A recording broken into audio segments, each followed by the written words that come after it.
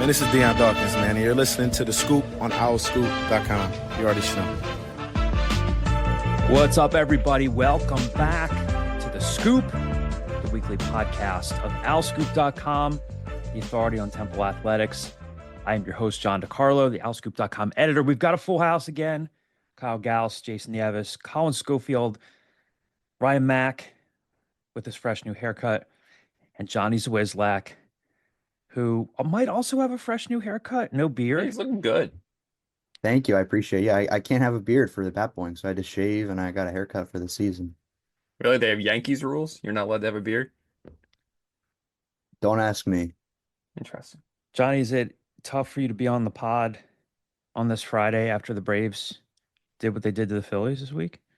I mean, that was a tough night last night. I made the mistake of staying up. You know, I'm sure Kyle's very happy, obviously wearing his Braves hat. I put it on just for this. Yeah. It's like a little flat brimmy because normally it's on my wall because it's it's the World Series one. But I put it on to get reaction. I will just say felt like 10% playoff series-ish. Not because of like the ramifications, but just like the fact that it was like punch, counter punch, back and forth. Like there was no bad game. The Braves still are 3-9, so Long so season, though. yeah. I tried staying up, and I fell asleep, and then woke up at like 3 a.m. TV was on. I checked the ESPN app.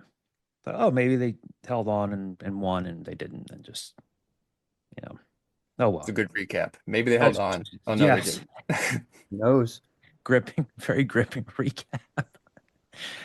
Anyway, it has been and is going to continue to be a busy week for the Temple football program. The Trey and White game is Saturday.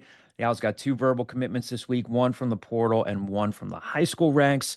We'll tell you more about the 2 latest additions. We'll talk to you about setting some reasonable expectations for Saturday's spring game. We've got an official portal visit to talk about with Temple Hoops, and we've got more questions, a lot more questions from you all in the mailbag to answer as always. And we've got some more football recruiting scoop for you that you're only going to get at owlscoop.com. So we have a very busy and information-packed show ahead for you guys that we're happy to bring to you. The Scoop, as it always is brought to you by Greenspan and Greenspan Injury Lawyers. If you've been injured while on the road or the highway and the crash was someone else's fault, the insurance company is not going to be on your side.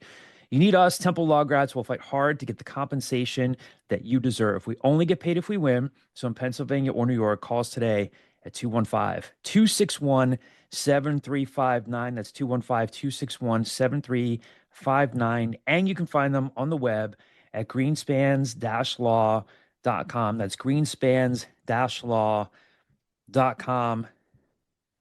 Johnny's back on the pod this week. Jay handled on or around the state last week. Back to co-host this portion of it. What say you, Johnny? I pulled a Kyle and I did not listen to last week's episode. Hey. I did hear that Jason also slandered me about the whole basketball game situation. Was it slander or was it the truth? It wasn't slander, it was truth. Okay, I want to get this point across, and we'll go into on around the state. We said we're going to play one game. We played one game and I won, and you hounded me until I played a second game. No, okay, nobody hounded you. I sat on the court getting shots up, and I was like, "Oh, you want to play another game?" You said, "Yeah, sure." So guess what? We played another game, Johnny. But Johnny won the first one? I won the first one. Then Johnny won the challenge. Exactly. That's my point.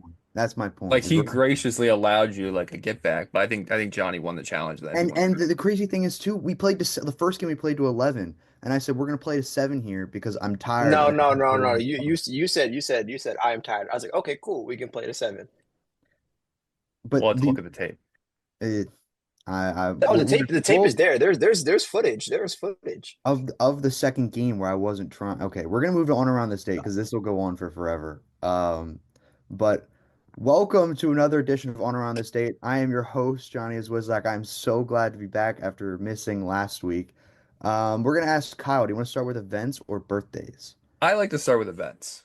All right, we are going to start with events. For the first one, on April 11th, 1979, this Ugandan president, who was brutally earned the nickname Butcher of Uganda, fled the country after the Tanzanian-led forces near Kampala. He was president from 1971 to 1979, and he died in August of 2003. Trying to think what's Still, I another don't hint. think anything you I don't say. think anyone's Me? close. No, I don't have anything unless Okay. Ryan, It's did you? yes, Ryan, you're correct. I heard someone say it. Oh. It's Who was it? Idi Idi Amin. Amin. Yeah, say it with your chest, Ryan. You had that. I did not think anyone was going to get that. No, I had no chance. I'm trying to do them a little bit harder so no one's getting them after the first three words I say.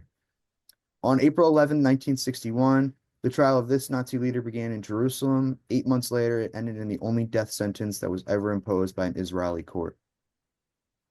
He shares a first name with Yeah, it's the other. Adolf. I'm blanking on the last name. He was one of the guys that went to Argentina, right? Or am I making that up?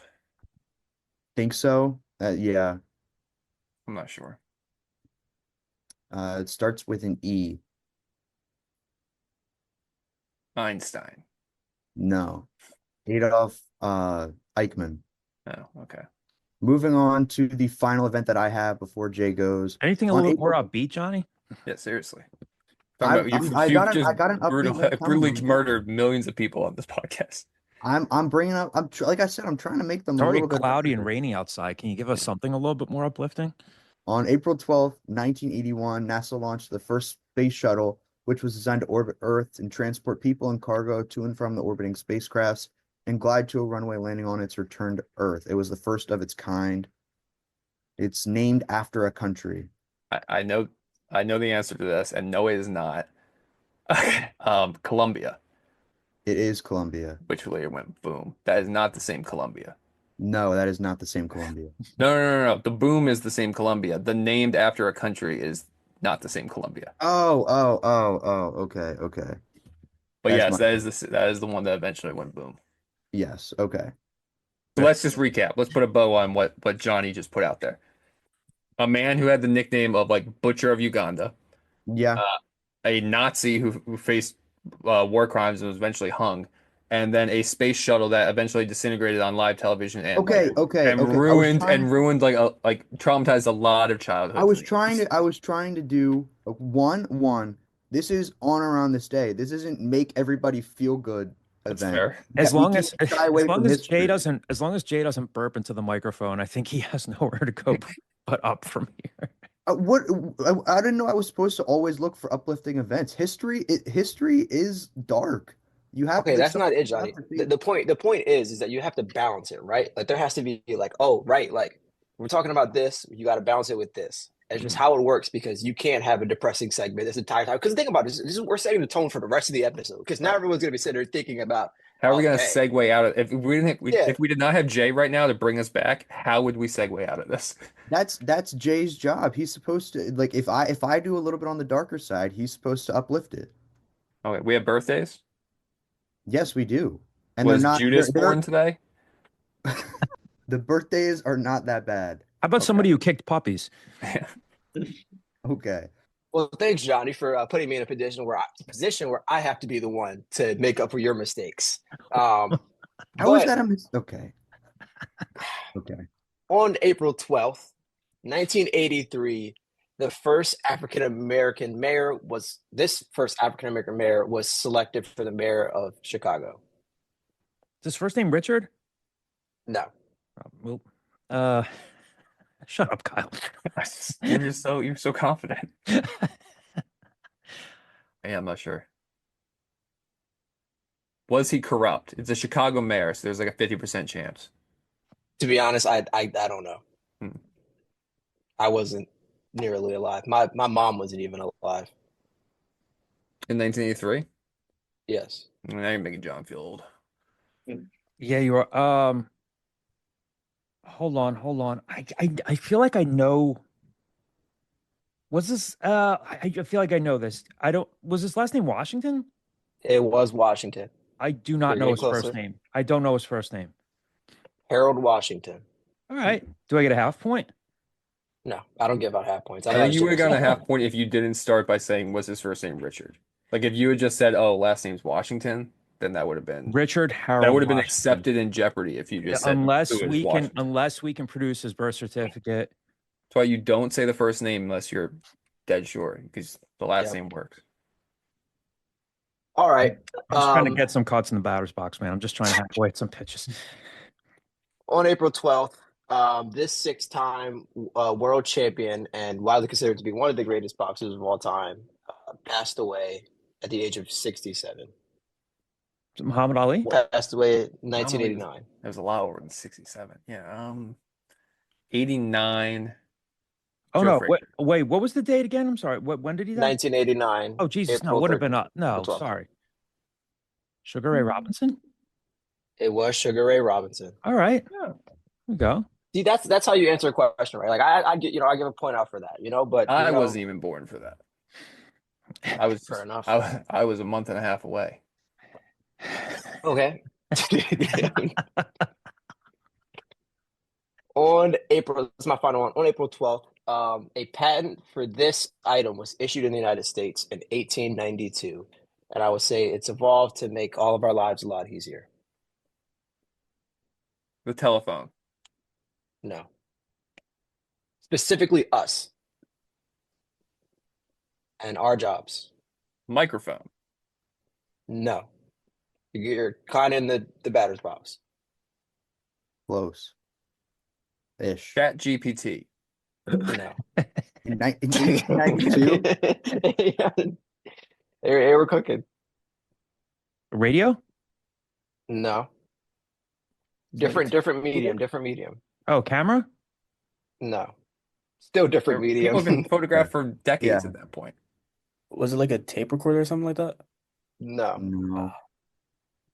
Think of what you guys do on a daily basis. Yes. A typewriter? For your job. A typewriter, yes. All right. Thank you, John. Okay. Johnny, lift us back up. Take us over to birthdays. All right, I'm gonna try and do better this time around. I don't think I have hope so. any super dark stuff for birthdays. So we're gonna move on from my event segment and on to birthdays.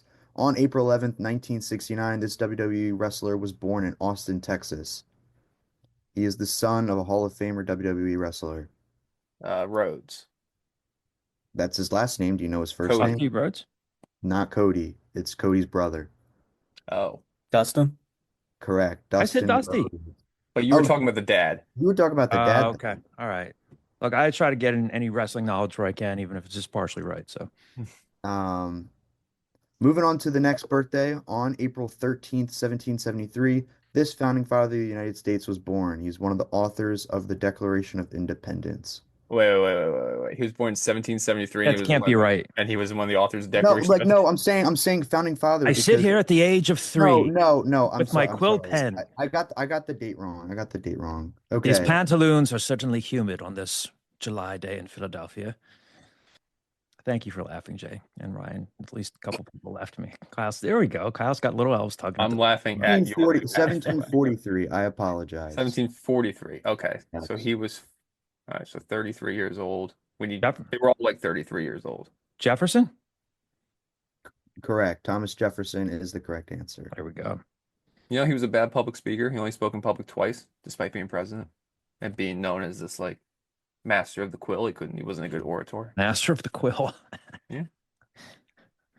Well, you only spoke in public twice. That's... And he like stuttered through both of them. Like he just wasn't he unfortunately just was not a good public speaker. So what people called you in your 20s when you liberally took cold medicine? Wait, what? Master of the quill, that's funny. Oh, that's crazy. Ooh, I'll be here all day. Moving on to my final birthday. On April 13th, 1983, this MLB outfielder was born in Fort Worth, Texas. He's a two-time World Series champion and was drafted in the MLB by the Astros in 2007. His World Series that he won were in 2012 and 2014. They were not with the Astros. Hunter Pence. Correct. Hunter Pence is the correct Good job, answer. Colin. Jay, after you. Were those both with the Giants? Yeah, they're both with the Giants. Okay.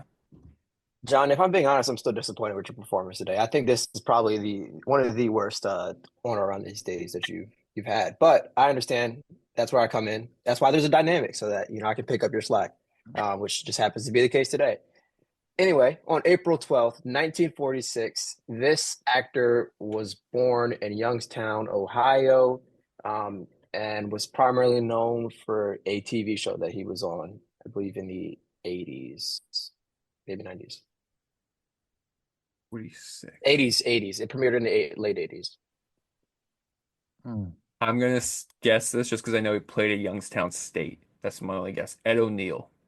It is Ed O'Neill. Ooh, good job, Kyle. Ed O'Neill on cool. 2 like historic sitcoms. He was also on Modern Family, which Yeah, that was my next hint, was that for the younger generation, we know him as something else. April 13th, 1946, this R&B legend was born in Forest City, Arizona. I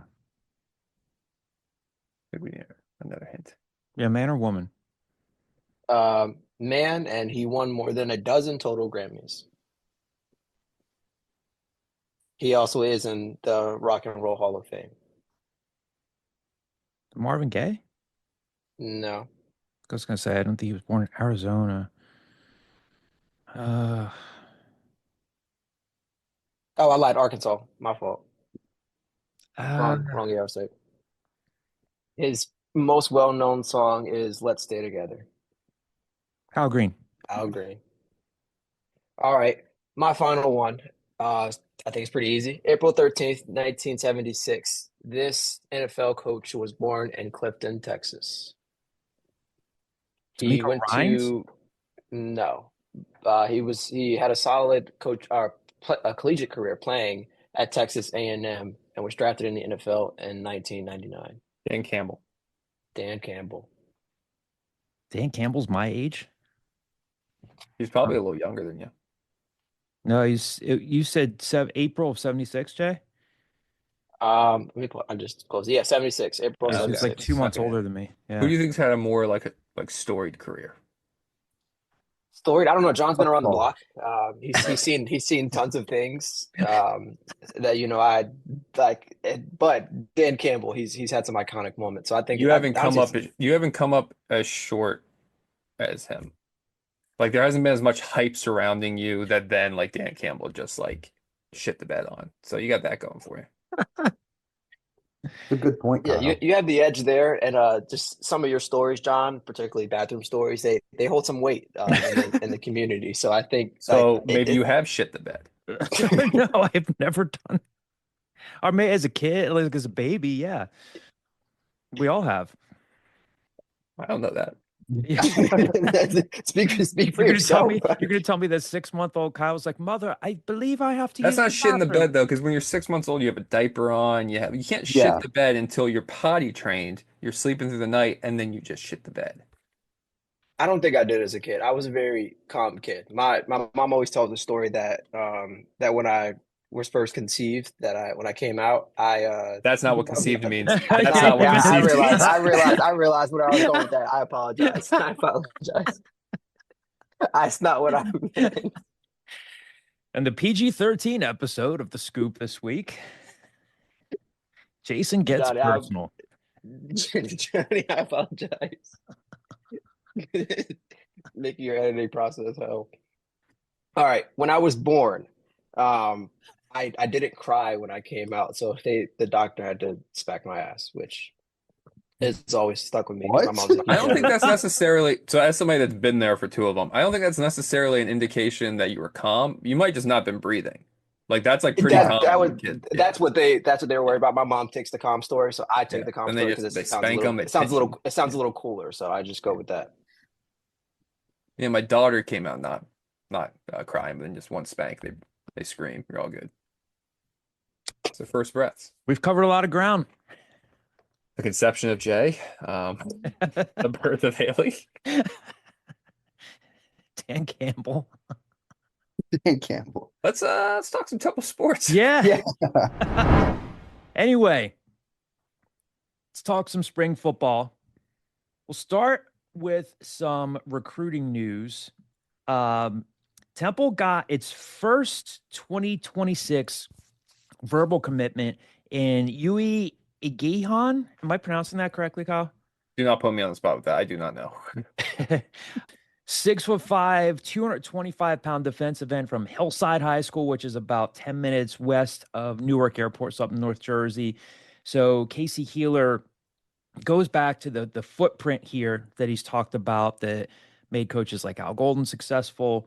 Just that recruiting footprint, New Jersey, Pennsylvania, Delaware, that whole area. Gets a guy who back in January announced offers from programs like Pitt and Syracuse, took an unofficial visit to Temple last Wednesday, and then he announced that same day that he would be taking his official visit in June. So if nothing changes in his case, he's going to come in for that official visit in June as a committed player. So then for the immediate future, Temple got a commitment from Charles Calhoun, a 6'2", 245-pound edge rusher from Gannon University as a D2 program. Picked the Owls over an offer from Casey Keeler's former program, Sam Houston State. Had 11 sacks, 22 and a half tackles for a loss, 89 total tackles over the last 2 seasons. After entering the portal following the close of the 2024 season, he took an official visit to Monmouth. Albany, Bryant, Norfolk State also offered him. Kyle, just an immediate reaction on this. You know, they add a couple of edge rushers here. I mean, obviously one for the immediate future, another guy that they have to keep committed, you know, and they might have to hold on there considering some of the recruiting interest he's gotten. What's your reaction to this? I guess we'll start with a guy like Charles Calhoun. You know, Casey Keeler has talked about, you know, being pleased with what he's seen from guys like Sultan Badmus and a guy like Tyrese Whitaker, who's really apparently starting to come into his own there. But what does a guy like Gannon do for him? And then what does it do for him to get, you know, a guy from North Jersey, a place where they've had some success to lead off your 2026 class? Well, I believe you're talking about Calhoun, not Gannon. So we're not gonna let that I slide. say Calhoun, yeah. Which gun to my head, hand up, had no idea that Gannon was in Pennsylvania. Zero Neither idea. did I. I thought it was. Had no idea it was a PSAC school. So Yeah, I think a guy like him, once he committed, he also had an offer from Sam Houston State, so Temple wasn't his only FBS offer.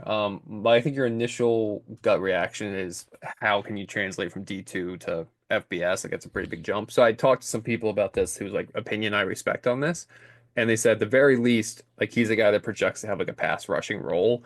And they said like the talent drop off between the group of 5 and like the really good players in the D2 is not as big as you think.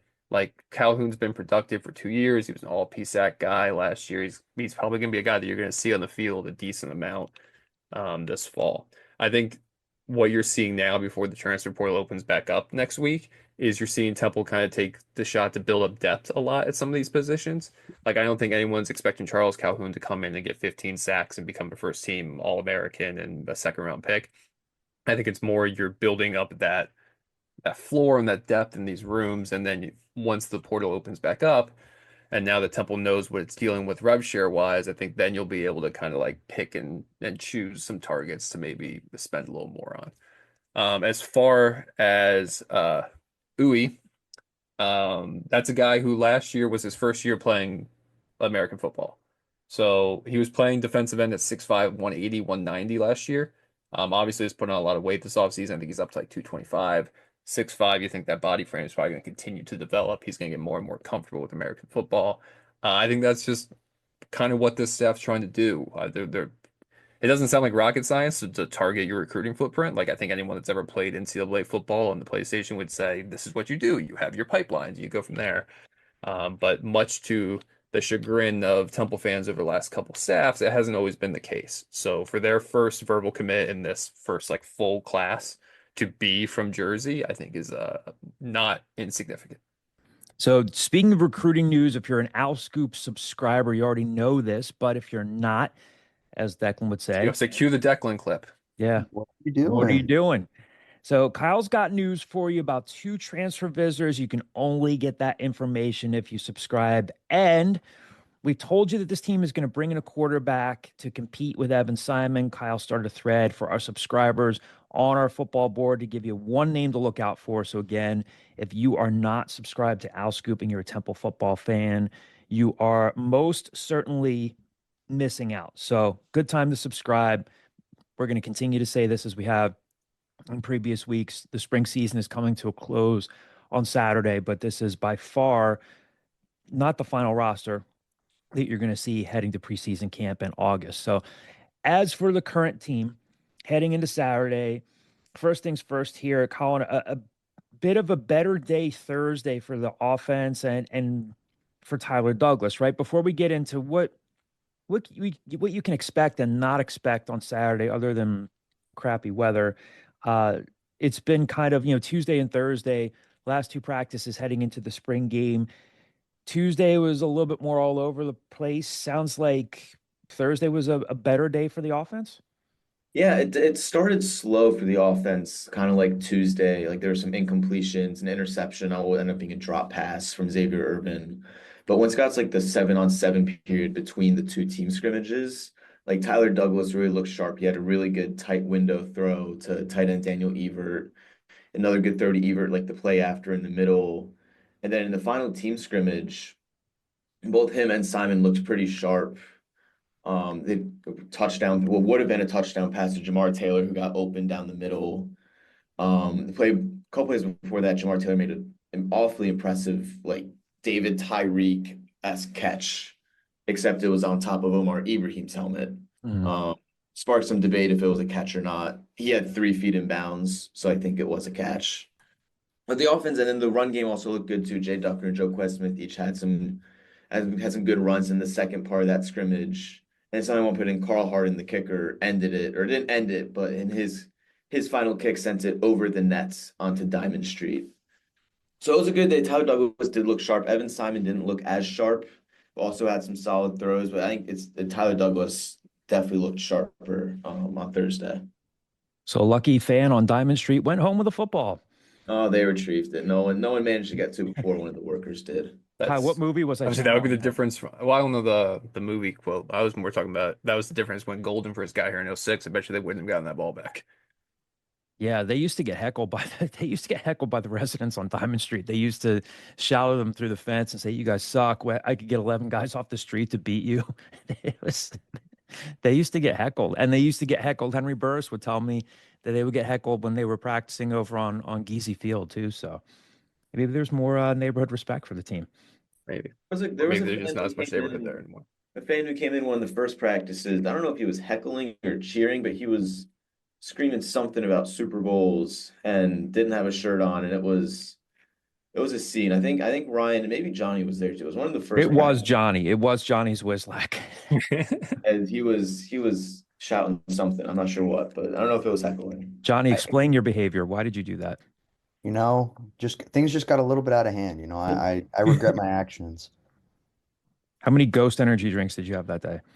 I'm actually trying to get off of energy drinks, so Excuse me.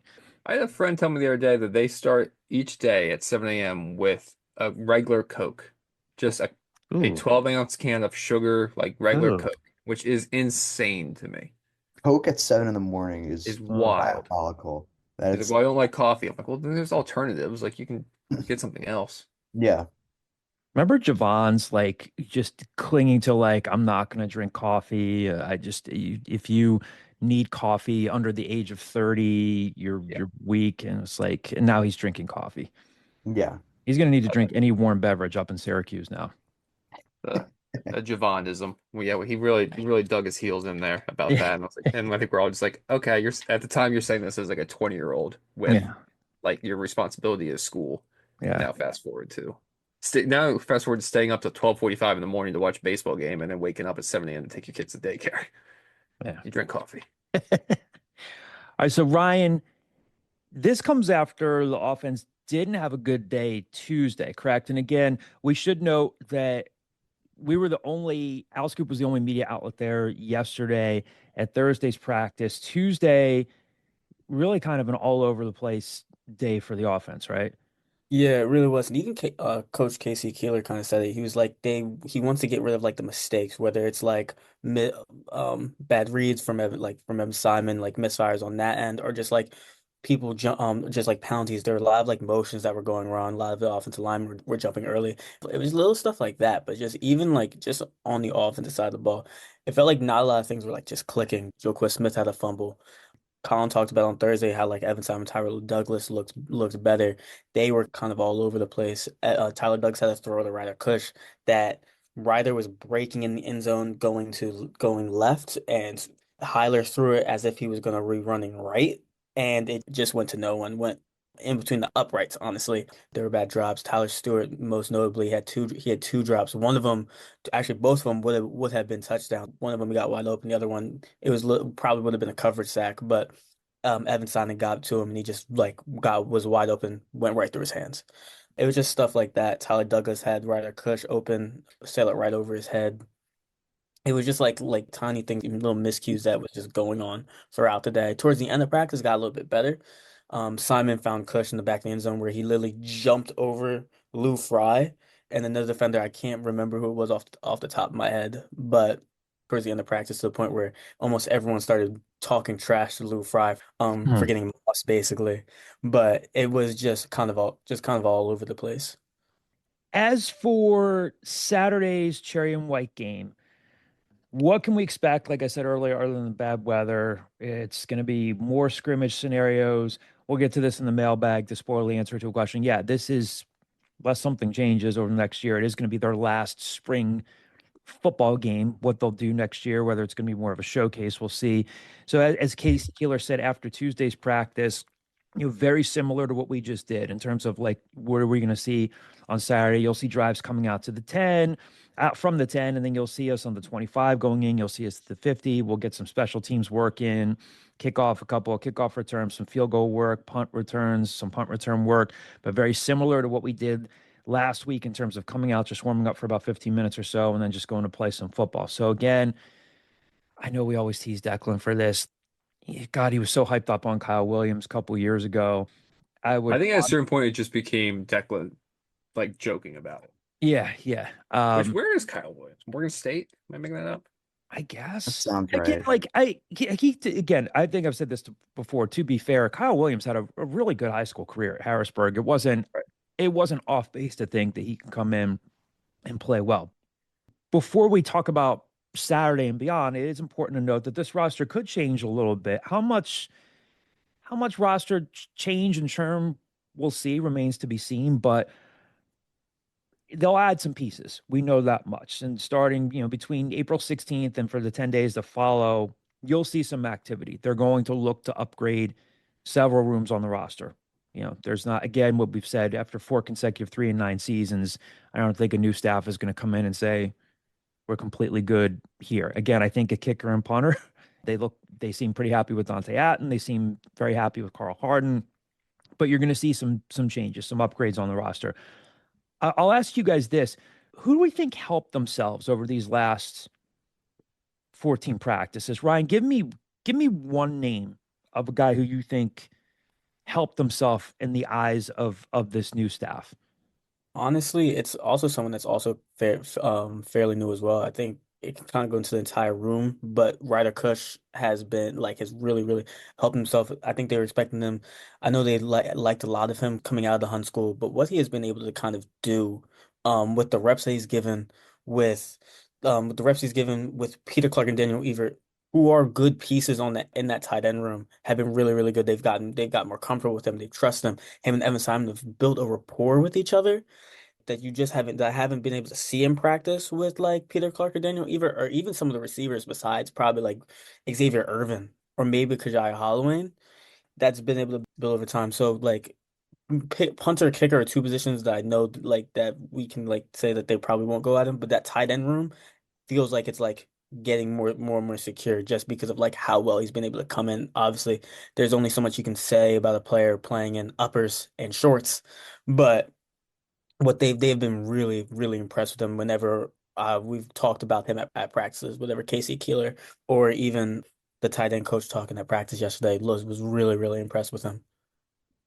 John, you mentioned him a little bit earlier, but Tyrese Whitaker, outside linebacker, he has really drawn a lot of praise, and he has looked to the part in spring of being able to rush the passer and get pressure in the backfield. He had would have been a sack yesterday. I think he had another one on Tuesday. He's feels like he's always in the face of the quarterback whenever he's on the field, whether it's getting a sack or forcing pressure. And Ty Davis raved about him when he talked last week. The outside linebacker from Delaware said he was probably their best edge rusher right now, and he has looked that part And I think it's a name that not many people know or were expecting to hear a lot. As from like the fan base in terms of a guy who's going to jump out, but he is really, I think, solidified himself this spring as a guy who could make an impact on the defensive side of the ball, getting home to the Pats, getting home to the quarterback. Well, I would say this though, Colin. I think this is exactly what, if for a couple of reasons. Number one, they need the production, period. Beyond that, when he was recruited previously, when you have all these people telling you recruit the footprint, it starts in the city of Philadelphia. And so often that the top players in the city are all going to go elsewhere. For Tyrese Whitaker to give you some production, not only does it benefit the program, but it benefits them long term because he's a kid from Northeast High School. They had not to say that he was a super highly ranked guy, but if you're rooting for Temple to get back into the good graces of city high schools, this is a good thing for him. They were hoping for him to be a good player, and I think if this staff has done nothing else other than to say, like, if Brian Smith has said, like, hey, you're good at rushing the passer. You're good at being tough and aggressive. Let's utilize you for that role. Again, it's April. We'll see what happens in August. We'll see what happens in September. But this is what Temple football was hoping for, one of its better players from the city. So if he gives them that production, great, but it maybe pay some dividends for them in the future. Again, I don't want to overemphasize that or make it sound like they're all of a sudden going to get like the next DeAndre Swift out of this, but this is what they were hoping for. Previous staff was, well, he was a Kyle. He was a Drayton guy, right? He was a Drayton recruit, not a Rod Carey recruit, right? Correct. Yeah. Okay. Yeah. But so far, a good thing for them to see. These are the type of guys that you want to see succeed, because when they're recruiting and they have all of these entities to manage, one of the complaints that we would hear from the previous staff was like, yeah, they went to the prep to try to get this guy, try to get that guy, but they're not recruiting enough Philly kids. If a Tyrese Whitaker does well for you, it puts a little bit of money in the bank there. Kyle, who else do you think helped themselves? Jay and Johnny too. Anybody else want to chime in here? Sure. Again, One name that I think I'll just throw out there, and less about maybe performance, even though it does seem like he's having a decent camp, and more about just adjustment to the position, is Avery Powell. Never played safety in college, but he played corner. He played outside at Missouri State, and it seems like he's made a relatively seamless transition there. Ryan's shaking his head yes, so I'm gonna assume that I'm on the money with that. So I think just him transitioning to that position has been noteworthy. Him and Ty Davis have probably been their two best, look like the two best players on defense, right? Like right now. And I know like it's April. They've looked the part. It hasn't even looked like their transfers. They look comfortable in the system. And yeah, like how you said, moving back to safety, he's been one of the best players that on that defense right now. Yeah, good job, me. Johnny, your Inquirer story is out from the time that you spent around the program. You want to plug that, and also the boy band picture that Yes. they used. Yes, that picture is very funny. It was funny too because the photographer that came with me to like the facility, like we were trying to like he was trying to find a good spot for it, and there was like where they took the picture, like where they're standing, there was a couch in the facility. So he just like grabbed the couch, picked it up, and like not threw it across the room, but like dragged it across the room, and everyone was like, "Oh, okay." But yes, the story Wait, so is you are saying that I'm to understand that you took the couch, hurled it on top of your right shoulder, and said, "Guys, I got this."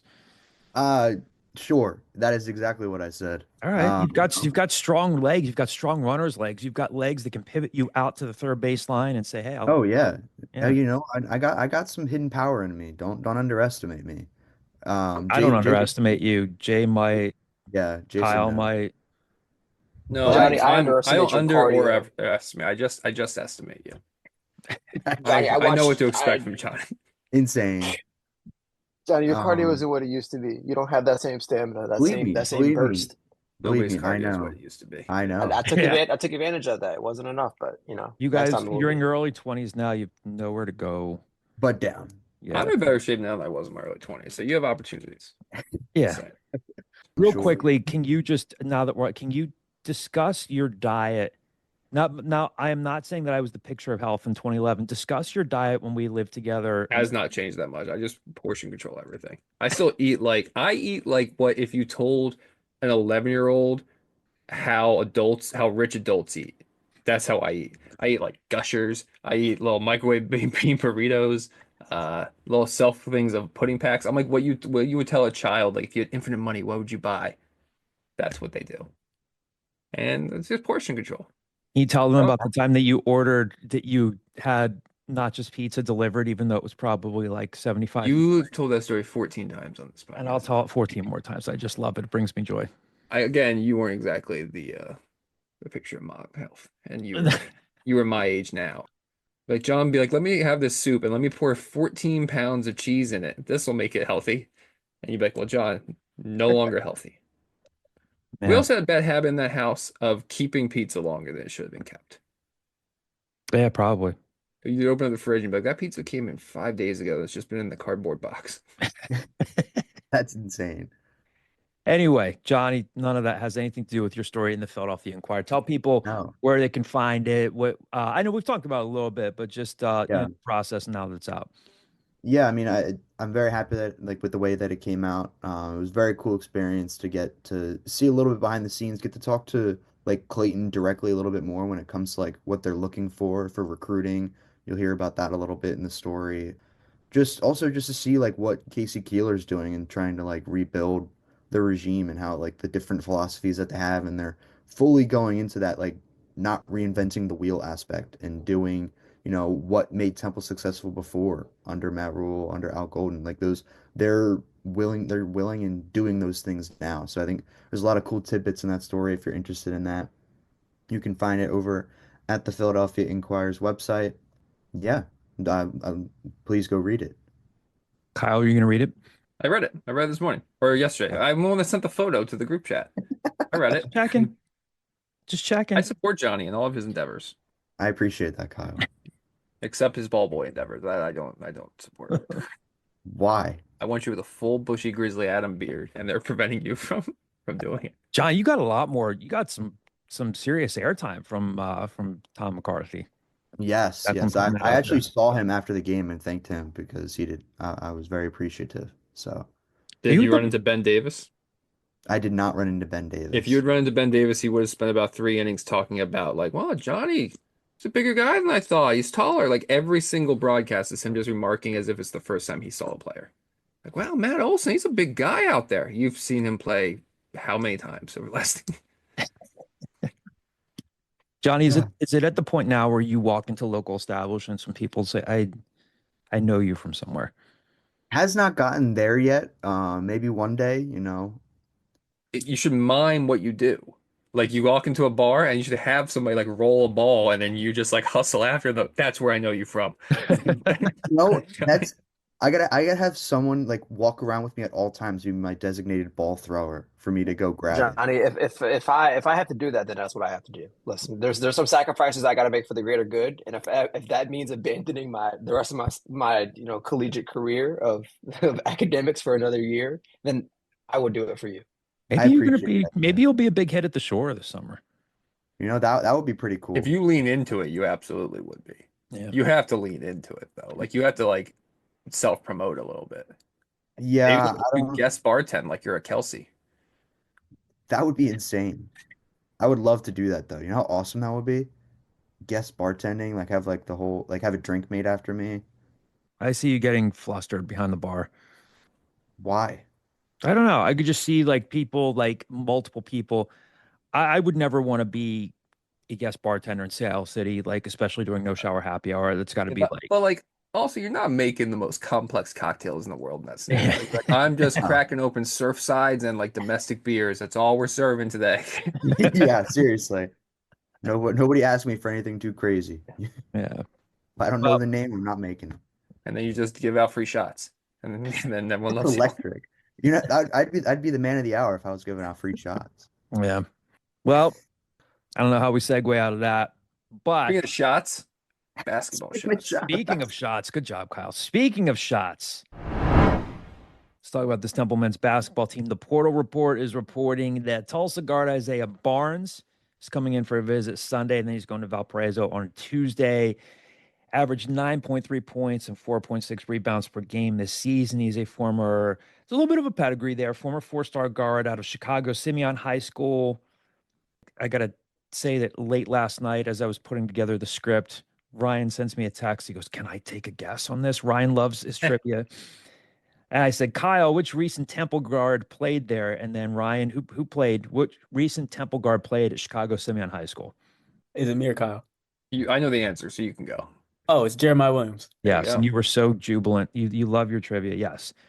Jeremiah Williams. Yeah, Simeon's been, it's one of those public high schools in Chicago that's been a kind of a legendary program. So at one point, Yeah, Jabari Parker came out of there, right? yeah, yeah. So at one point, Isaiah Barnes' rivals had him ranked 107th nationally in the 2021 class, went to Michigan, played sparingly there for 2 years, and then started to break out more. Tulsa averaged 8.2 points per game last season, and then 9.3 points per game this season. Started all 31 games last season, and then 23 out of the 26 games he played in this season. He's a decent but not great 3-point shooter. Doesn't shoot well from the line, but again, at one point was a fairly highly touted recruit. Maybe there's something that can be developed there. West Virginia had reached out once he entered the portal. Kyle, if they get him, again, obviously a lot of spots to fill on the roster at this point. They're hoping that they retain Aiden Tobias and Babatunde Duradola. If they can keep those guys, I think that's a win. And Isaiah Barnes, is he like a Shane Dezonie type of role, like a guard who can rebound and knock down an occasional three for you? Where does he help them if they get him? Yeah, I think that's the comp I keep hearing, and the comp that I think is the natural comp. He's a little taller than Shane. He's like 2 inches taller than Shane, but I think it's a similar role. I think he's athletic. I think he can shoot the three well enough that you can't leave him open. Like he has the ability to shoot, 35% from three. I don't think he's all of a sudden like a 15 point a game guy here, but I think he's proven over the last 2 years that he can start in this conference. And like you said, they have 9 scholarships to fill, assuming they don't lose anybody else. So like I think that's absolutely a guy that can fill a role on this team. I think the Shane Dezonie role from last year is probably where you would see him as, where he's playing, 25 minutes a game, and yeah, like you're just trying to get him to shoot, 7-8 times a game and not 15 times a game. Yeah. The super athletic obviously didn't pan out in Michigan. I mean, not super athletic. He's athletic. Didn't pan out in Michigan, but like you said, the pedigree's there. Yeah. I think I saw, sorry, real quick. I saw a stat 56% of his scoring comes at the rim. Like he can slash. You can drive and dish to him. Like he's kind of like a willing recipient of those. Like he can definitely fill a role in this offense. So stay tuned there. Again, a lot of spots to be filled on this roster. We are going to talk a lot more men's hoops in the mailbag coming up here. Let's get to the mailbag because, as has been the case in recent weeks, you guys have a lot of questions. We want to answer as many of them as we can. Each week, our friend Mike Greenspan of Greenspan and Greenspan Injury Lawyers provides a tip of the week to keep you safe on the roads. He's the best injury lawyer you could hope to have, but he wants to keep you safe so that you don't need him. So here's his tip of the week to keep you safe on the roads and the highways, and then we'll get to the mailbag here. Do you think that evading a toll is becoming a real problem? Well, it sure is in New York, where the New York State Thruway Authority announced that $70 million it has lost because of toll evaders. And now they're cracking down. If you evade tolls and you have unpaid fines, you're going to get your registration suspended. And if you drive with a suspended registration, whether in New York, Pennsylvania, or elsewhere, you're going to have a problem. Don't evade tolls. None of us like paying them. But if you avoid them or evade them, you're going to get charged. One of the things that we haven't talked about yet, but we're of course well aware of, is that the Temple Athletic Department hosted a webinar to talk about where they stand with Rev Share and NIL on Tuesday.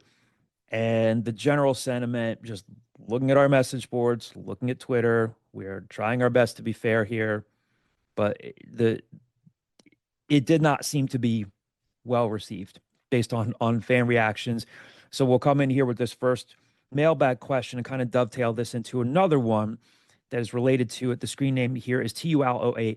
JDC and Kyle, were Arthur and company serious with that NIL presentation the other night? How can anyone who follows the program or university, including students, alumni, AlScoop staff, feel good after that dumpster fire? Is there any pressure from John Fry? How hot is Arthur's seat? I get that people are down on Arthur right now. I have not heard anything definitive about anything being imminent in a change of the athletic director position. I would be blatantly irresponsible in making stuff up if I said, oh yeah, I think there's something imminent. I just have not heard anything of the sort. Completely get that fans wanted more out of that presentation. So well aware of it. I was told that, some people's questions that they submitted on the Zoom chat seem to be toned down a little bit. In any public forum like that, not every question is going to get answered. But yes, I heard some people express some frustrations about, oh, well, I asked this question and it seemed to be changed a little bit. And so I get the level of frustration. We'll tie this into another question here from another, because it's related, from the screen name Keith90 from our message board. I just wrote this in another post, but any sense of how the paltry $3.3 million per year Temple's committing to NIL really should be NIL and revenue sharing is being split among the sports? Is 100% going to football and men's and women's basketball? If not, what portion and how is it allocated among those three sports? Kyle, definitely feel free to chime in here. Sometimes the general formula that we're seeing through other people's reporting or people that we have talked to outside of Temple, generally speaking, it's like a 75% goes to football, 15% to men's basketball, and the rest kind of gets filtered down. Yeah, you see a lot of reporting about the 75-15. I'm sorry, 75, 15, 5, and 5. Yeah. Yeah, so 75 to football, 15% to basketball, 5% to women's basketball, 5% to the area schools.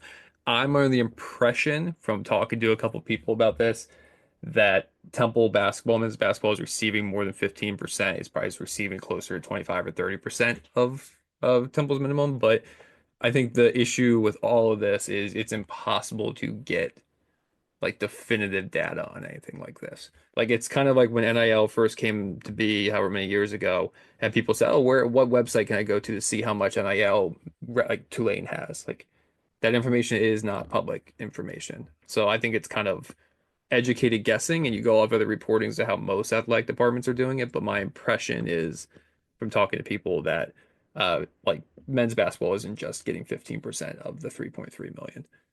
One of the biggest complaints that we seem to have heard is that Arthur Johnson said, and again, very much paraphrasing here, I think that we're in the top four, maybe in the top three in revenue share in the conference. That does not really seem to align with what we have heard from sources, even just outside of Temple.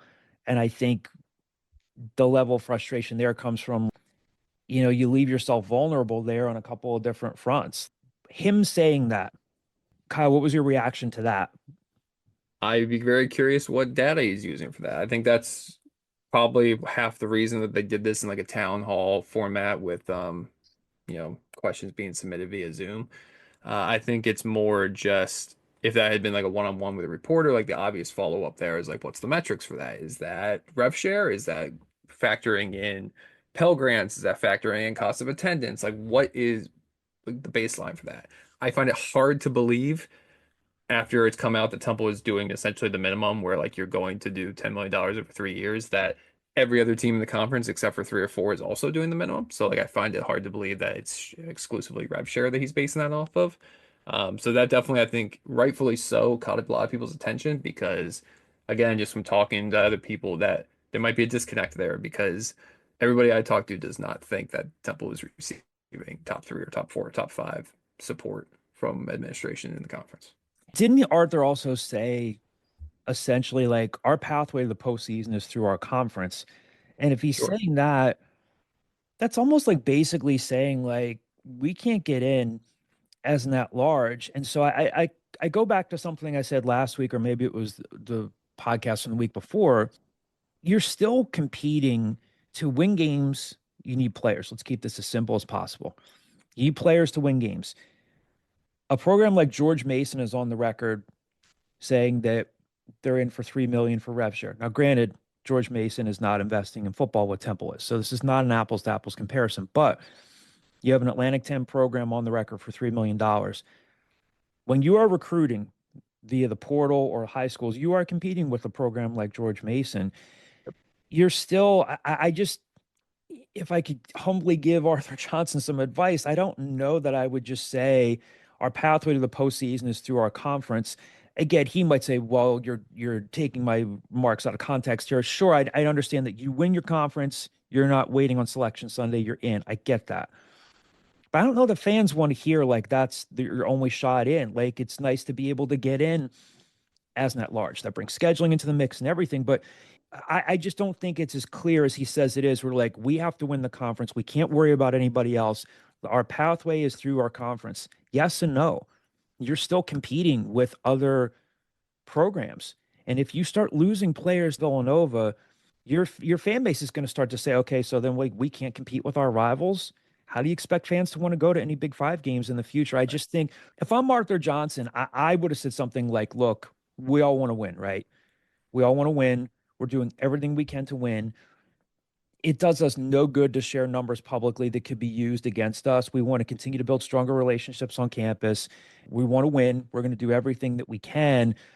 There is any discrepancy between what Arthur said and what actually is, that can be kind of used against you. What if Adam Fisher is in the portal and offers player X this six-figure sum of money, and then that player, or more importantly, that player's agent comes back to you and says, well, I understand your athletic director was just on a webinar this week, and he said, we're top three, top four in rev share in the conference, top four, maybe even top three. And based off of Arthur said what he bases this off of conversations he's had with other athletic directors.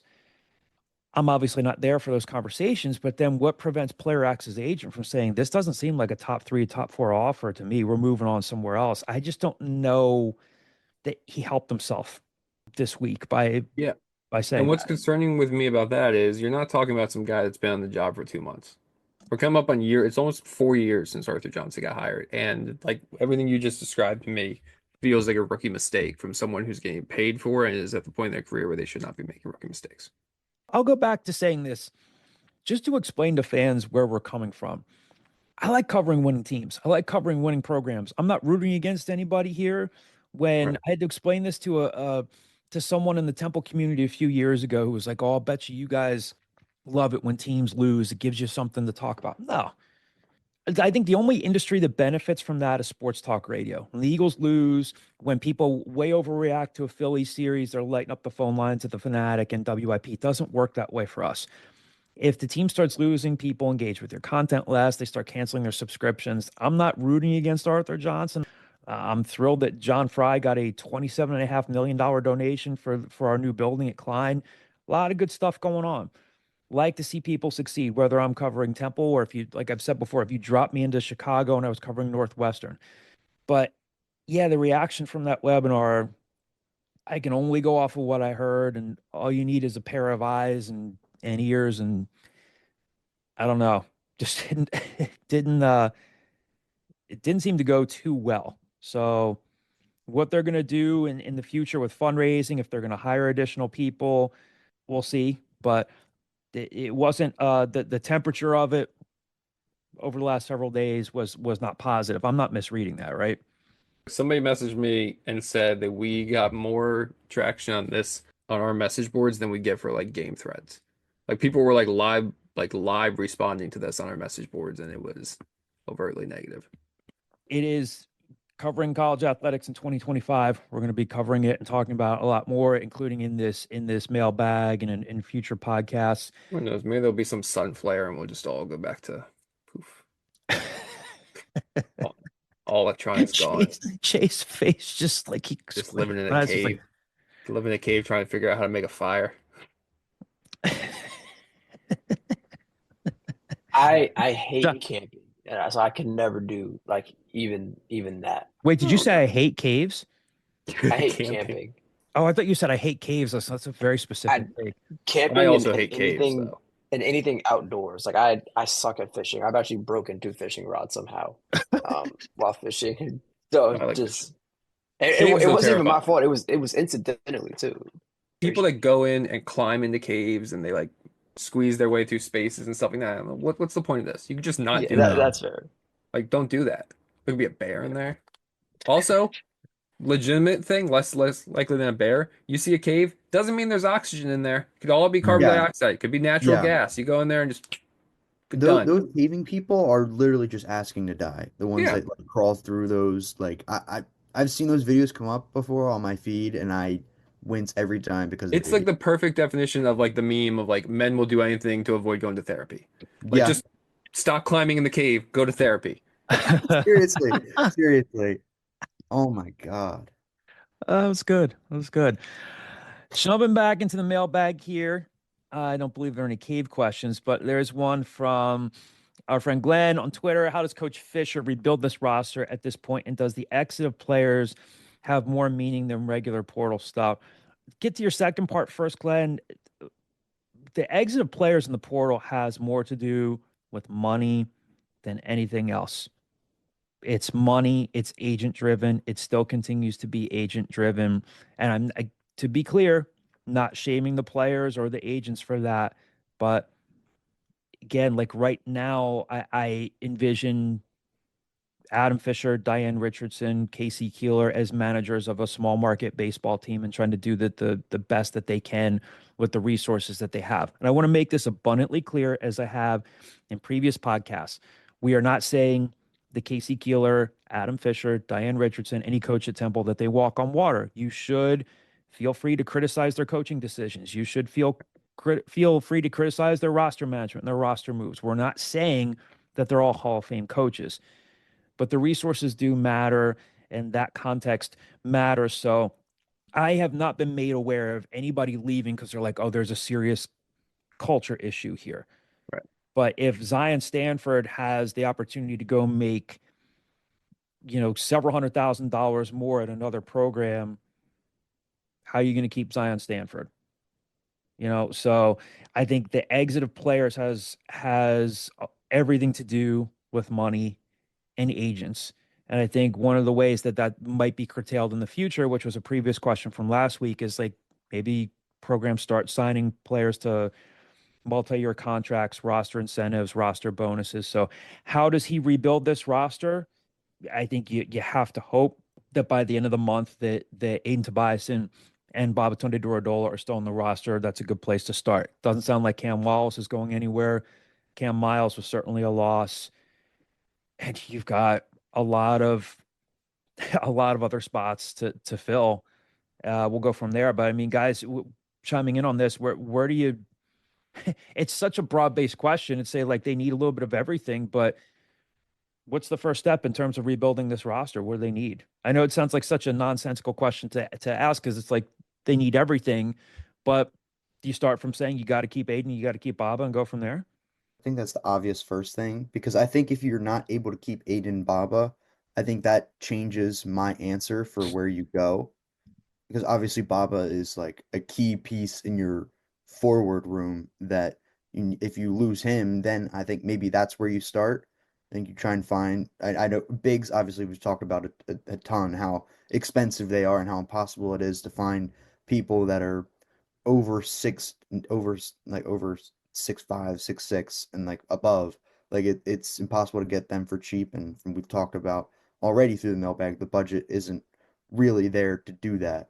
So I think if you're able to keep Baba, you can go out and maybe try and find a more ball dominant guard. I mean, you lost all of them in Jamal Mashburn, Quante Berry. You don't have Shane Dezzoni anymore. Like Aiden can be that, but I don't think he can be thrust into that role right away next year. I think you need someone, maybe an upperclassman, to kind of pair with him and be that help for him as a ball dominant guard and someone that you can rely on to command the offense. Like you said, John, I mean it's a little bit of everything, so it's kind of a broad question where you could kind of pick and choose anywhere. But I think if you keep Baba, you can focus on getting a ball dominant guard. If you lose Baba, you really got to focus on the forward room. I should say this. We're trying to confirm, and if we do, we'll break this on our message board. Like we're talking about ball dominant guard when it comes to visits. I think we could be Right. close to breaking something there, but we would put it on our message board for subscribers. Yeah. Subscribe to outscoop.com. Yes. Referral code Kyle. Another question here kind of links back to what we were talking about just a few moments ago. This is from Detroit Al. If Temple is all in for the minimum, how are we fourth or third? If all committed to the minimum, doesn't that put us near the bottom? Again, Hey man, you're getting it. Spot on. You're getting it. and then his second question is, any insight into potential corporate donors perhaps selling the naming rights to the Liacouras Center? I have not heard anything imminent about Temple selling the naming rights to the Leah Core Center. Any insight into potential corporate donors? Yeah, I don't know of any corporate dollars that have been brought in by Van Wagner or by the Owl Elite Fund. I had Lou Parisi on the pod last year. He said that he talked a lot about business to business stuff, that the Tough Fund was going to be nonprofit stuff. Our Elite Fund was going to be B2B, kept saying that countless times, had a goal of raising $1 million. I don't, again, just being fair and objective here, I don't know that they've done anywhere close to $1 million in corporate NIL fundraising. Temple Athletics has also not asked or encouraged the Our Elite Fund to sunset its fundraising operations. So, but things that make you go, Who did it, Kyle? Hmm? Yeah, you might know this, Ryan. Things that make you go, What song? You don't even know if that comes from a song? That was just from the dome. That was just me saying that. I don't know what you're talking CNC about. Music Factory from the 90s? Yeah, I knew what you were talking about, but it just took a minute. But yeah, I do remember that. What was I think it's CNC very Music Factory's most famous song? probably like it Gotta probably make you is. sweat. Yeah. My mom never obviously let me listen to that one. Oh, that was on the Jock Jams, right? Yes. Yeah. Well, there you go. Yeah. You should have just told me Jock Jams. I would have gotten that. Here we go. Matt. That was good. That was good. I like when Kyle like breaks out the falsetto, cracks himself up, and the smile flashes. I mean, I was just saying. I was just enjoying the song. It's the majesty of music. Matt Deebs from our Owl Scoop message board. How would you rank the positions the Keeler and company will target in the portal? Quarterbacks number one. Yeah. And I don't think that they are necessarily like super down on Evan Simon. I don't know what becomes of Tyler Douglas. Had a good day on Thursday, but they're going to target quarterback in the portal. Subscribe to Owl Scoop. You'll get the latest and most accurate information.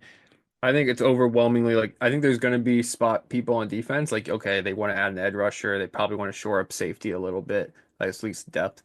I think the vast majority of like big attention grabbing additions that they might get this offseason are going to be on the offensive side of the ball. I think you're going to bring a quarterback in. They might bring two quarterbacks in, probably a running back. Because I mean, Terez Worthy's still kind of, out there recovering from surgery or from an injury. I think tight end they want to improve upon, offensive line they want to improve upon. Pretty much just throw a dart at the offensive depth chart, and they probably want to at least add depth to that position. Yeah. Next question here. The screen name Temple fan Al. Is this the last spring game? Yeah, Casey Keeler said that a couple weeks ago. What they might do next April might be, again, they've got a year to figure this out, might be more of like a spring showcase. Face painting. Come out. See a left tackle try to paint you as a leopard. Like this is what the spring games have become for the past 10 years, right? Like every now and then you see, okay, they're scrimmaging and blah blah. Like I have vivid memories of 7 years ago, 8 years ago, Jeff Collins like just having Kevin Kopp run routes into the end zone. Like it's always kind of just been like a little bit of like a tongue in cheek thing lately. I understand as a fan being upset, being like, oh, I don't get to see these like pads on pads, helmets on helmets, and all this. But like from a team perspective, nothing good comes out of a spring game. Yeah, and especially now. So Casey said it. Jay, what were you going to say? It was a dumb question. I was going to ask who on the team do you think could draw a caricature of you, like the big they exaggerate the feature. Yeah, with like a little spinning hat thing. Like who on the team do you trust? Who's artsy on this team? That's a good question. I don't know if I have an answer. Who on the Owl Scoop staff do you trust? Don't say okay, me. right off the bat, not Johnny. Your bad artist guy?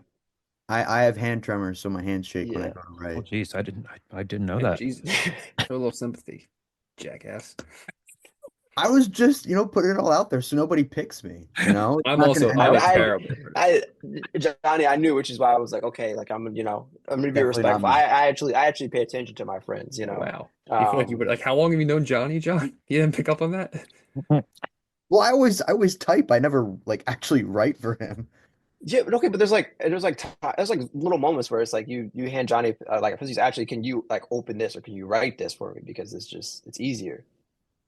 I used to He be a didn't have decent artist when I was a kid. I made it my mission. He's making it about him, Johnny. He's making your medical No, play about himself.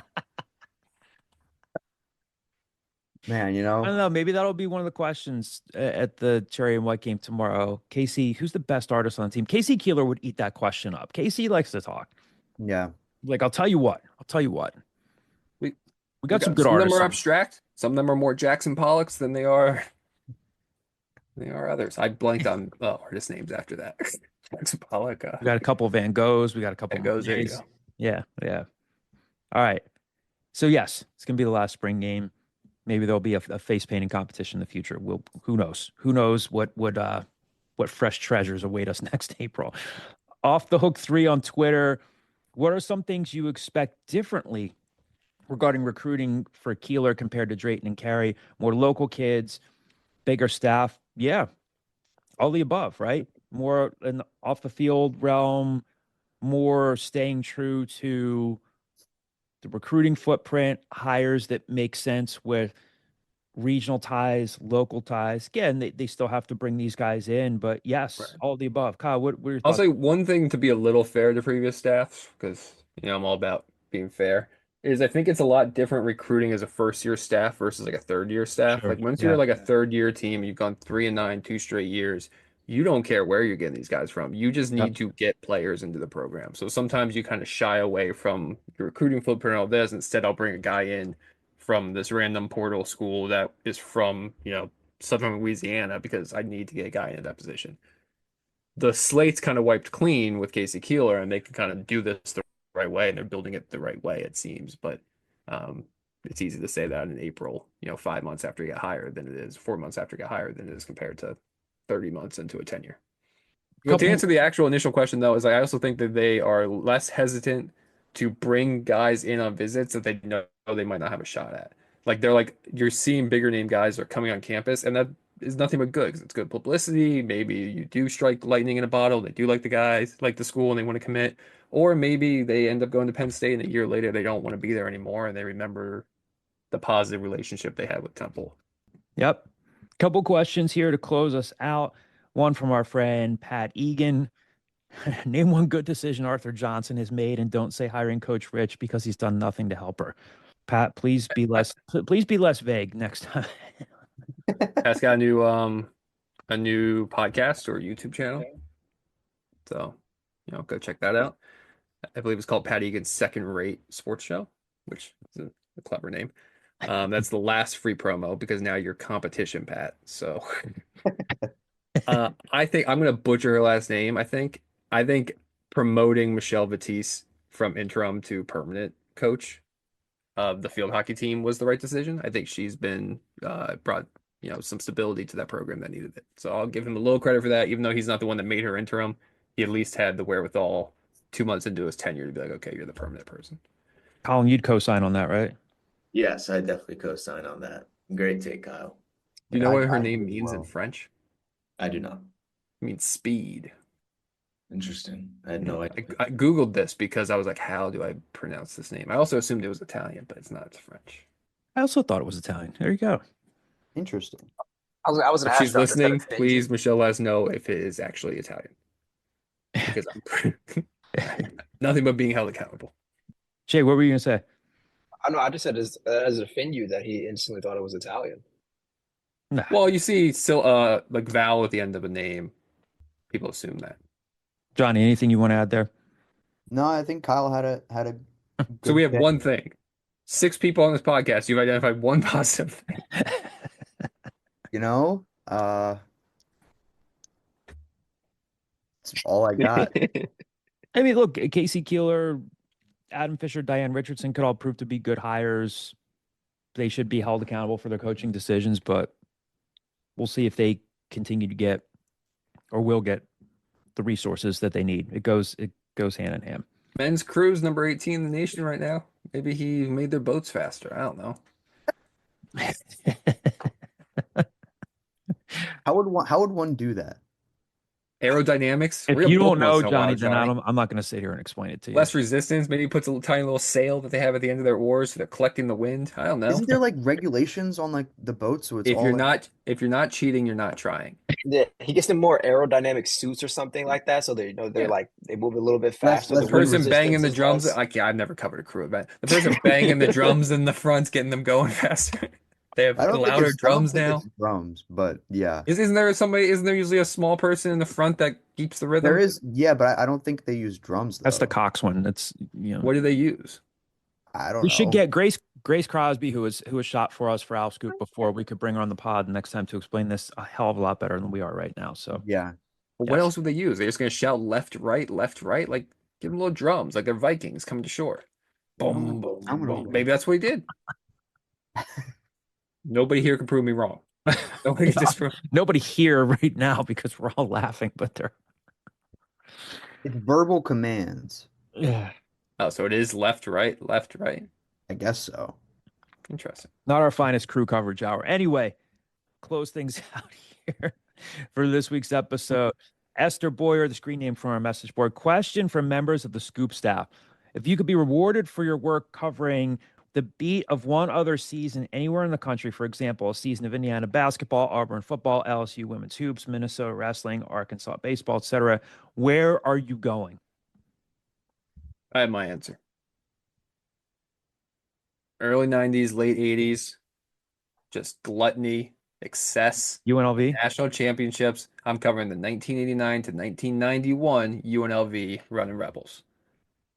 Yeah, Larry Johnson there, Tark. They're just all out there going crazy. At one point during their national championship game, they won out. They scored, or during their run, they scored 130 points. The next game, they scored 40, and then they went back to 100 something. You never knew what you were going to get. Some weeks they just mailed it in. Some teams would sometimes just hold on to the ball for whole things and run out the shot clock.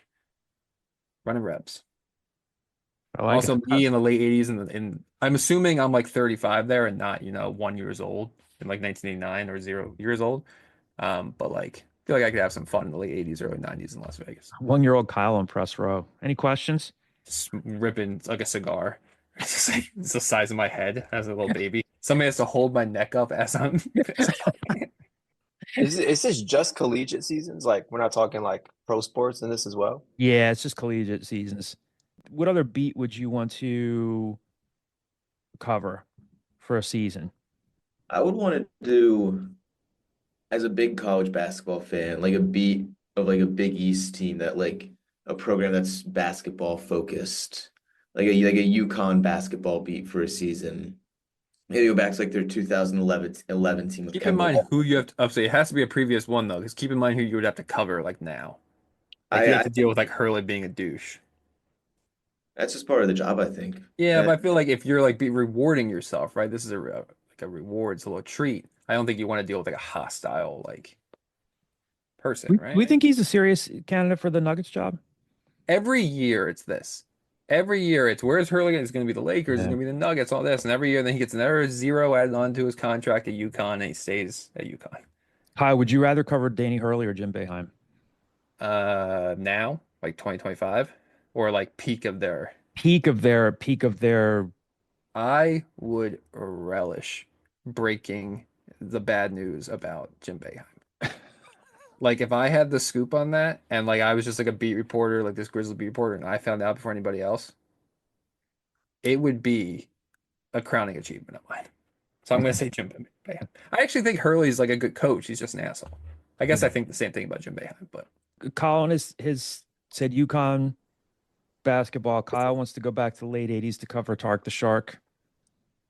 It's kind of a layup, but I'd want to at least at some point just South Carolina women's basketball with Dawn Staley has been able to build there, and just like the program, the culture. She seems like just a cool I love those type of like post game practices where you can go in and you don't know what the coach is going to say or do, but you can guarantee it's going to be entertaining. And I think that'd be the type of environment with Dawn Staley. And I also just want to ask her like what goes into her fits and everything. Like I'm really interested on Coach Island fits. I think that's like one of the biggest things I want to see brought back in like today's like NBA is like coaching fits like on the sidelines.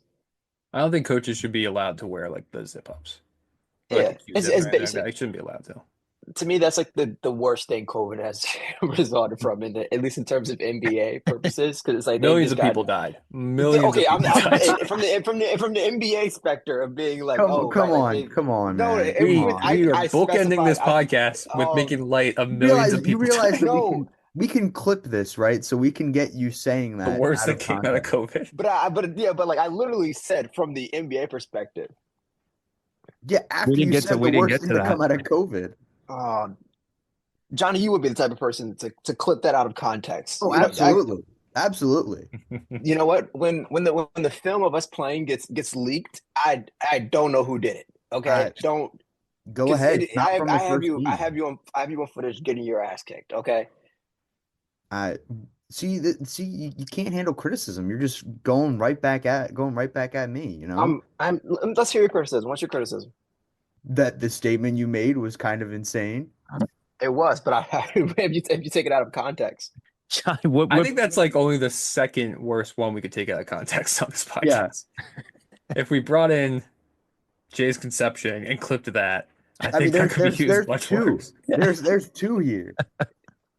Johnny, what beat would you want? I mean, this is gonna sound like obviously really stupid because I already covered Temple, but just from hearing the stories that you've told about John Chaney, John, like I feel like he'd be really fun to cover. And I know like out of everything, I'm gonna say cover Temple again. But I You think could John go Chaney, anywhere in the country and you're gonna Make- stay in Philly. Wasn't that literally the slogan in like the 80s? They could have gone anywhere and they chose Temple. Yeah. was There that you go. really? Oh, Yeah. look, staying on brand, you know. But yeah, that was just the first one that came to mind. If I did more research and actually like sat down and thought about it, I'd probably choose somewhere else. But I just think John Chaney would be really cool to cover. Ryan, And what beat would you want? Low-key tough. I was like down in between two. Kyle, don't kill me. I was thinking 2015, 2016, that Syracuse basketball team that made it to the Final Four. Mm. That team is special to my heart. But I think I want to If you're gonna go. do Syracuse, wouldn't you do the Carmelo year? I would, but the 2015, 2016 is like so special. My brother went to Syracuse. His freshman year was that year. So that year is like I remember watching all their games in like 2015 and 2016, 2017 as well. But I think I'm gonna go middle 2010s Alabama football. Just seeing their transition of like obviously like Nick Saban, GOAT, but like his relationship with like covering his relationship with Lane Kiffin Lane, yeah. when he was yelling at him at the sideline, he was like, that wasn't an argument, that was an ass chewing. In that press conference, seeing the transition of their offense go from like very run heavy to like to switching it to very pass oriented, I would love to cover like Cover that. that QB room that had like 4 future NFL guys in it. Yeah. Oh yeah, my GOAT Mac Jones. I was so high on him. I was so high on Mac Jones. You never know. Figure it out. The UFL's still around. I bought his jersey the That's year wild. after he took the Patriots to the playoffs. That's And then we good thing is shipped- like there's a non-zero chance that the Patriots will have a player named Jones with that number. So maybe you'll be able to dust it off in the future. Like Jones is a common enough last name. I know, but it is also worse now too. His jersey number is Drake May's jersey number. Like I can't get away from this. Like I can't Try to even make May's nickname Jones. Try just put that in the ether and see if you can. I might have to put like I might have to put like tape on it. I had a and, buddy like, that did that with a TO jersey in the early 2000s. When Kevin Curtis got signed, he put tape over Owens and put Curtis on there, which it's also wild. But there was that like 18-month stretch of people hated TO. Didn't Kevin Curtis wear number like 87? I think we're 81. Oh, he did? All right. Yeah, I believe so. I think I would go just give me any season of Georgia football. What would I do down in Athens, Georgia? Go to the place where I was born. Other than that, yeah, just Georgia. It's a dry, at least in the 80s and early 90s, it was a dry county. So you used to have to actually like go outside the county to get booze and then come back in for the Georgia games. But yeah, other than that, I mean, I was like 5 years old. So I'm sure there's like a bounce castle nearby, a trampoline park. Like, what else am I going to recommend to you? I have a memory of a very vivid memory of a wooden playground, which is one of the things that they took away from us. There used to be these elaborate wooden playgrounds in the world, and now they're all gone, and they're all these cookie cutter plastic ones. He is right. I remember having one at my elementary school, and I think about the memories of the splinters and stuff I got. Yeah. But like there's probably a castle there, or like yes. a castle tower. Yeah. It's character development. taken away from us. I remember being jealous. I went to Euclid Hills, we're downtown, that did not have a wooden playground, and you would drive by like Shimona Creek and these other ones that were in there, and they had wooden playgrounds. I was pissed. Shout out once again to our Chester County listeners. Good stuff, guys. We've covered a lot of different topics. A lot to reflect upon for next week. Come back to owlscoop.com. We're going to have coverage all weekend of the Cherry and White game. We'll talk to as many coaches and players as are made available to us. We'll keep an eye out for some of the guys in the NFL who might be coming back this weekend. So we'll get you as much as we can this weekend, and we'll talk to you next week.